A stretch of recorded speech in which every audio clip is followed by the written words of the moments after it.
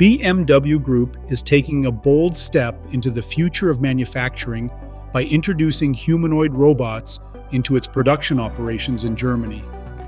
At its Leipzig plant, the company is preparing to deploy advanced two-legged robots designed to work alongside human employees on the factory floor. This is not a science fiction experiment.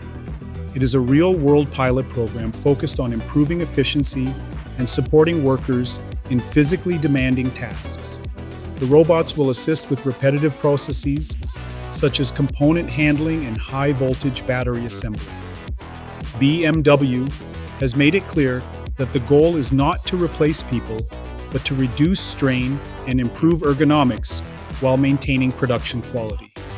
The initiative is part of the company's broader physical artificial intelligence strategy, which blends digital intelligence with real-world robotics inside the manufacturing environment.